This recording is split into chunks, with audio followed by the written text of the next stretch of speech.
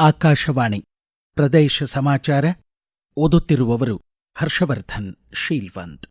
ರಾಜಧಾನಿ ಬೆಂಗಳೂರಿನಿಂದ ತುಮಕೂರು, ದಾವಣಗೆರೆ, ಹಾವೇರಿ, ಹುಬ್ಬಳ್ಳಿ, ಧಾರವಾಡ ಮತ್ತು ಬೆಳಗಾವಿ ಮೂಲಕ ಮುಂಬೈಗೆ ತೆರಳಲು ಬೆಂಗಳೂರು ಮುಂಬೈ ಸೂಪರ್ ಫಾಸ್ಟ್ ರೈಲನ್ನು ಜೂನ್ ಅಂತ್ಯದೊಳಗೆ ಆರಂಭಿಸುವುದಾಗಿ ರೈಲ್ವೆ ಖಾತೆ ಸಚಿವ ಅಶ್ವಿನಿ ವೈಷ್ಣವ್ ತಿಳಿಸಿದ್ದಾರೆ. ಕೇಂದ್ರ ಗ್ರಾಹಕ ವ್ಯವಹಾರಗಳ ಖಾತೆ ಸಚಿವ ಪ್ರಹ್ಲಾದ್ ಜೋಶಿ ಅವರು ಸಲ್ಲಿಸಿದ ಬೆಂಗಳೂರು ಮುಂಬೈ ನಡುವಿನ ಸೂಪರ್ ಫಾಸ್ಟ್ ರೈಲನ್ನು ವಂದೇ ಭಾರತ್ ಸ್ಲೀಪರ್ ರೈಲಾಗಿ ಬದಲಾಯಿಸಬೇಕೆಂಬ ಮನವಿಯನ್ನು ಸಹ ಅವರು ಪುರಸ್ಕರಿಸಿದ್ದಾರೆ. ಶ್ರೀ ಸಿದ್ಧಾರೂಢ ಸ್ವಾಮೀಜಿ ಹುಬ್ಬಳ್ಳಿ ರೈಲು ನಿಲ್ದಾಣದ ಪುನರ್ ಅಭಿವೃದ್ಧಿ ಮತ್ತು ಅತ್ಯಾಧುನಿಕ ಸೌಕರ್ಯಗಳನ್ನು ಕಲ್ಪಿಸುವ ಕುರಿತು ಬೆಳಗಾವಿ ಸಂಸದ ಜಗದೀಶ್ ಶೆಟ್ಟರ್ ಅವರ ಮನವಿ ಹಾಗೂ ಅವರ ಪ್ರಸ್ತಾವ, ಲೋಕಾಪುರ್, ಸವದತ್ತಿ, ಧಾರವಾಡ ರೈಲ್ವೆ ಲೈನ್ ಪುನರ್ ಸಮೀಕ್ಷೆ ಬಗ್ಗೆ ಕೇಂದ್ರ ರೈಲ್ವೆ ಸಚಿವರು ಸಕಾರಾತ್ಮಕವಾಗಿ ಸ್ಪಂದಿಸಿದ್ದಾರೆ. ಕರ್ನಾಟಕ ಲೋಕಸೇವಾ ಆಯೋಗ ಸುಧಾರಣೆ ಸದನ ಸಮಿತಿ ಸದಸ್ಯರಾಗಿ ಹುಬ್ಬಳ್ಳಿ ಸೆಂಟ್ರಲ್ ಕ್ಷೇತ್ರದ ಶಾಸಕ ಮಹೇಶ್ ತೆಂಗಿನಕಾಯಿ ನೇಮಕಗೊಂಡಿದ್ದಾರೆ. ವಿಧಾನಸಭಾಧ್ಯಕ್ಷ ಯುಟಿ ಖಾದರ್ ಈ ಆದೇಶ ಹೊರಡಿಸಿದ್ದಾರೆ.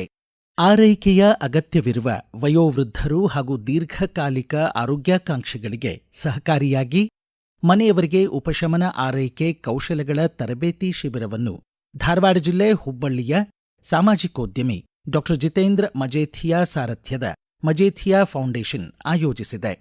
ಮನೆ ಮನೆಯಲ್ಲಿ ಆರೈಕೆದಾರ ಧ್ಯೇಯದೊಂದಿಗೆ ಕೇಂದ್ರ ಆರೋಗ್ಯ ಮತ್ತು ಕುಟುಂಬ ಕಲ್ಯಾಣ ಸಚಿವಾಲಯದ ರಾಷ್ಟ್ರೀಯ ಆರೋಗ್ಯ ಮಿಷನ್ ಅಡಿ ಮನೆ ಮನೆಯಲ್ಲಿ ಜೀವ ಸೇವಕರಿಗಾಗಿ ಸೂಕ್ತ ತರಬೇತಿಯನ್ನು ಮಜೇಥಿಯಾ ಫೌಂಡೇಶನ್ ನೀಡಲಿದೆ.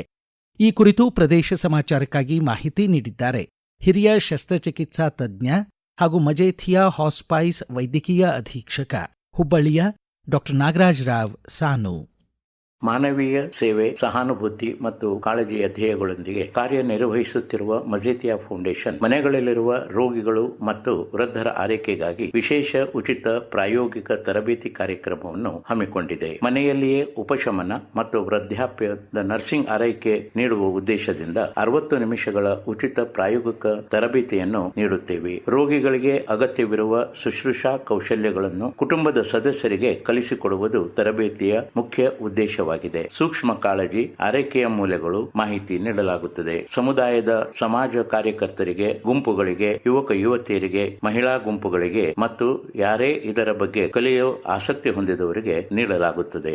ಪ್ರಸಾರ ಭಾರತೀಯ ನಿಕಟಪೂರ್ವ ಸಿಇಒ ಶಶಿಶೇಖರ್ ವೆಂಪತಿ 3 ವರ್ಷಗಳ ಅವಧಿಗೆ ಕೇಂದ್ರ ಚಲನಚಿತ್ರ ಪ್ರಮಾಣೀಕರಣ ಮಂಡಳಿಯ ಹೊಸ ಅಧ್ಯಕ್ಷರಾಗಿ ನೇಮಕಗೊಂಡಿದ್ದಾರೆ.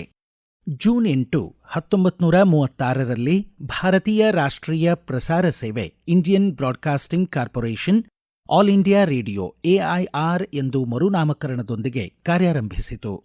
ಬಹುಜನ ಹಿತಾಯ ಬಹುಜನ ಸುಖಾಯ ಧ್ಯೇಯದೊಂದಿಗೆ ಭಾರತೀಯ ಪ್ರಸಾರ ಸೇವೆ ಆರಂಭಗೊಂಡ ಸುವರ್ಣ ಘಳಿಗೆಯ 90ನೇ ವರ್ಷಾಚರಣೆ ನಿಮಿತ್ತ ಆಕಾಶವಾಣಿ ಧಾರವಾಡ ಕೇಂದ್ರ ನಾಳೆ ಮೇ 8ನೇ ತಾರೀಕು ಶುಕ್ರವಾರ ಬೆಳಗ್ಗೆ 7:30ಕ್ಕೆ ತನ್ನ ಆತ್ಮೀಯ ಶ್ರೋತೃಗಳೊಂದಿಗೆ ವಾಕಥಾನ್ ಆಯೋಜಿಸಿದೆ. ಆಕಾಶವಾಣಿ ಧಾರವಾಡ ಕೇಂದ್ರದ ಅಭಿಯಾಂತ್ರಿಕ ವಿಭಾಗದ ಉಪಮಹಾನಿರ್ದೇಶಕ ಅರುಣ್ ಪ್ರಭಾಕರ್ ಹಾಗೂ ಕಾರ್ಯಕ್ರಮ ವಿಭಾಗದ ಮುಖ್ಯಸ್ಥರಾದ ಮಂಜುಳಾ ಪುರಾಣಿಕ್ ಆಕಾಶವಾಣಿ ಧಾರವಾಡ ಕೇಂದ್ರದ ಆವರಣದಲ್ಲಿ ಆಕಾಶವಾಣಿ ಅಟ್ 90 ವಾಕಥಾನ್ಗೆ ಚಾಲನೆ ನೀಡಲಿದ್ದಾರೆ. ನಗರ ಪ್ರದೇಶದ ಸಂಚಾರ ವ್ಯವಸ್ಥೆಯ ಮೇಲೆ ಕೇಂದ್ರೀಕರಿಸಿದ ಜೀವನ ಸುಗಮತೆ ವಿಷಯದ ಕುರಿತು ಬೆಂಗಳೂರಿನಲ್ಲಿ ಆಯೋಜಿತ 5ನೇ ಬ್ರಿಕ್ಸ್ ಸಾಯ್ ನಾಯಕರ ಶೃಂಗಸಭೆ ಇಂದು ಸಮಾರೋಪಗೊಳ್ಳಲಿದೆ. ವಿವಿಧ ದೇಶಗಳಿಂದ ಪಾಲ್ಗೊಂಡಿರುವ ಪ್ರತಿನಿಧಿಗಳು ಇಂದು ಭಾರತೀಯ ವಿಜ್ಞಾನ ಸಂಸ್ಥೆಗೆ ಭೇಟಿ ನೀಡಲಿದ್ದಾರೆ. ಆಪರೇಷನ್ ಸಿಂಧೂರ್ ಭಯೋತ್ಪಾದನೆಯ ವಿರುದ್ಧ ಭಾರತದ ದೃಢ ಪ್ರತಿಕ್ರಿಯೆ ಮತ್ತು ರಾಷ್ಟ್ರೀಯ ಭದ್ರತೆಯನ್ನು ಕಾಪಾಡುವಲ್ಲಿ ಅಚಲ ಬದ್ಧತೆಯನ್ನು ಪ್ರತಿಬಿಂಬಿಸುತ್ತದೆ ಎಂದು ಪ್ರಧಾನಮಂತ್ರಿ ನರೇಂದ್ರ ಮೋದಿ ತಿಳಿಸಿದ್ದಾರೆ. ಪೆಹಲ್ಗಾಮ್ನಲ್ಲಿ ಮುಗ್ಧ ಭಾರತೀಯರ ಮೇಲೆ ದಾಳಿ ಮಾಡಿದವರಿಗೆ ಭಾರತೀಯ ಸಶಸ್ತ್ರ ಪಡೆಗಳ ವೃತ್ತಿಪರತೆ, ಸನ್ನದ್ಧತೆ ಮತ್ತು ಸಂಘಟಿತ ಶಕ್ತಿಯನ್ನು ಎತ್ತಿ ತೋರಿಸಿದ ರಾಷ್ಟ್ರೀಯ ಭದ್ರತಾ ಪಡೆಗಳನ್ನು ದೇಶ ಇಂದು ವಂದಿಸುತ್ತದೆ ಎಂದರು. International association of athletics federations ಈಗ ಮರು ನಾಮಕರಣಗೊಂಡ ವಿಶ್ವ ಅಥ್ಲೆಟಿಕ್ಸ್ ಸಂಸ್ಥೆ 1996ರಲ್ಲಿ ಪ್ರಾರಂಭಿಸಿದ ವಿಶ್ವ ಅಥ್ಲೆಟಿಕ್ಸ್ ದಿನಾಚರಣೆ ಇಂದು. ವಿಶ್ವಾದ್ಯಂತ ಶಾಲೆಗಳು ಮತ್ತು ಸಮುದಾಯಗಳಲ್ಲಿ ಫಿಟ್ನೆಸ್, ಆರೋಗ್ಯ ಮತ್ತು ಅಥ್ಲೆಟಿಕ್ಸ್ನಲ್ಲಿ ಯುವಜನರ ಭಾಗವಹಿಸುವಿಕೆಯನ್ನು ಉತ್ತೇಜಿಸಲು ಈ ದಿನ ಮೀಸಲಾಗಿದೆ. ಇಲ್ಲಿಗೆ ಪ್ರದೇಶ ಸಮಾಚಾರ ಮುಕ್ತಾಯವಾಯಿತು. ನಮ್ಮ ಮುಂದಿನ ರಾಷ್ಟ್ರೀಯ ವಾರ್ತಾ ಪ್ರಸಾರ ಮಧ್ಯಾಹ್ನ 1:10 PM.